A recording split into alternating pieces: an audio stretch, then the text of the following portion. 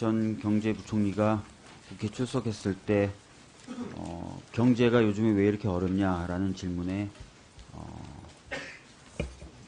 정치가 실패한 것 같다 이렇게 대답을 한 적이 있습니다. 그래서 그 이야기의 의미에 대해서 많은 이야기가 있었는데 제가 나중에 찾아보니까 비슷한 취지로 한 강연이 있더라고요. 그 강연을 봤더니 강연이 내용이 어떤 거냐면 선거 때 나왔던 각 당의 공약들을 보면 유사하거나 심지어 같은 것들이 굉장히 많다는 겁니다. 경제 공약 중에서도. 근데 이제 선거가 끝나고 특정한 정당이 당선이 되면 다른 정당은 자신들도 그와 비슷한 공약을 내걸고 선거를 치렀음에도 불구하고 반대한다는 거예요. 그래서 많은 정당들이 비슷한 공약을 냈었던 그런 공약조차도 실제로는 실행이 안 되거나 굉장히 어려움을 겪는 것들을 봐왔다. 그래서 정치가 그런 측면에서 좀 경제의 발목을 잡기도 한다라고 라는 취지였습니다. 어떻게 보면 좀 비슷한 현상이 검찰개혁을 둘러싸고도 벌어지는 것 아닌가라는 느낌이 좀 듭니다.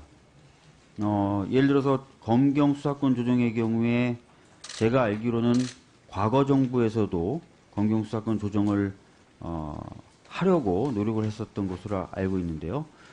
차관님, 과거에 이명박 대통령 시절에도 검경 수사권 조정을 하려고 노력을 했었던 바가 있죠? 있었던 것 같습니다. 네.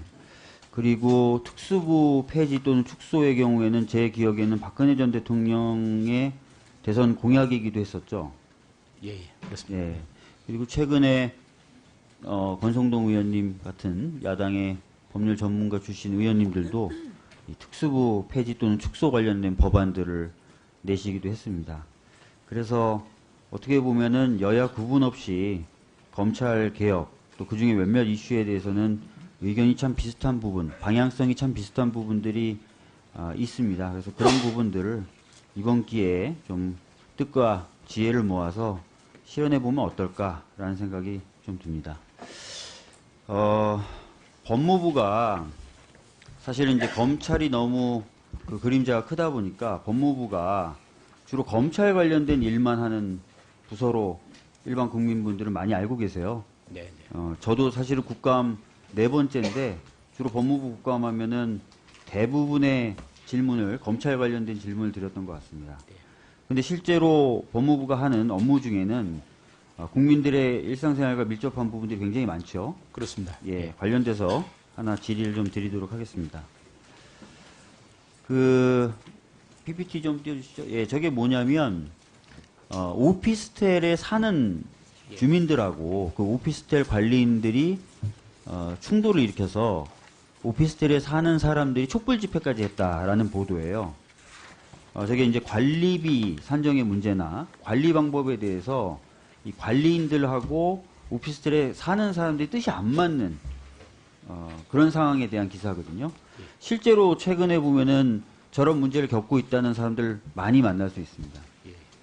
그래서 왜 그런가 봤더니 이 오피스텔이 최근에는 젊은 층의 주거 공간으로 많이 활용이 되는데 이 젊은 층들의 경우에는 이 오피스텔을 실제로 소유해서 사는 것이 아니라 주로 뭐 임차 관계나 이런 것들을 맺어서 점유를 하고 사는 거죠. 예. 그런데 이 오피스텔 같은 것을 관할하는 법이 집합건물법 맞죠? 그렇습니다. 예, 이 집합건물법에 따르면은 오피스텔을 점유해서 살고 있는 사람들의 경우에는 이 관리단 집회를 소집할 수가 없어요. 맞습니까? 지금 현재 현행법은 그렇습니다. 현행법 그렇죠. 그래서 살고 있는 사람들이 굉장히 불만이 많고 여러 가지 개선하고 싶은 점이 있어도 뭐 어떻게 해볼 방법이 없는 겁니다. 그러다 보니까 쓸 수 있는 방법이 하도 없다 보니까 저렇게 오피스텔에 사는 사람들이 나와서 촛불을 드는 거예요. 관리 방법과 관리비를 바꿔달라고. 예. 그래서 최근에 고민들 중에 이 집합건물법을 좀 바꿔서 소유자뿐만 아니라 일정 퍼센테이지 이상의 그 점유자들이 좀 모이면 관리단 집회를 좀 할 수 있게 해야 되는 것 아닌가라는 고민을 하고 있는데 그런 생각에 대해서는 어떻게 생각하십니까?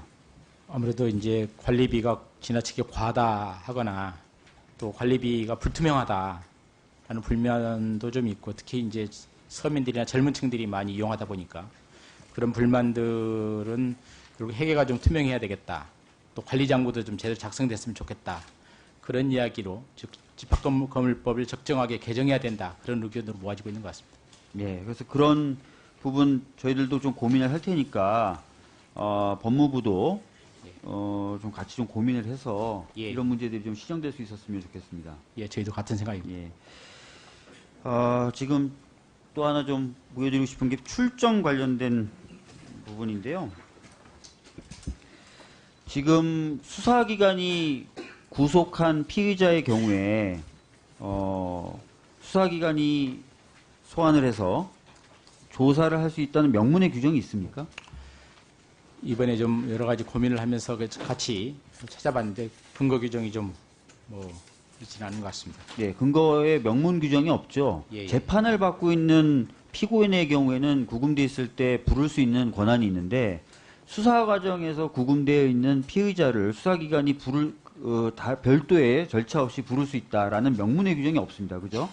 관행적으로 이제 교도관들이 협조를 해왔던 것으로 보입니다. 그렇습니다. 해왔던 그런데 그런 명문의 규정이 없음에도 불구하고 저렇게 출정 인원이 많고 특히 검사가 조사하기 위해서 불러내는 인원이 저 정도로 숫자가 어마어마하다는 겁니다. 네. 그러다 보니까 저 정도 인원을 호송해 주려면 많은 공무원들, 교정 인원이 투입되는 것이고, 그죠? 그렇습니다. 예. 그러다 보니까 교정 인원들이 초과 근무를 굉장히 많이 한다는 겁니다. 맞죠? 그렇습니다. 예. 예. 그래서 저 부분을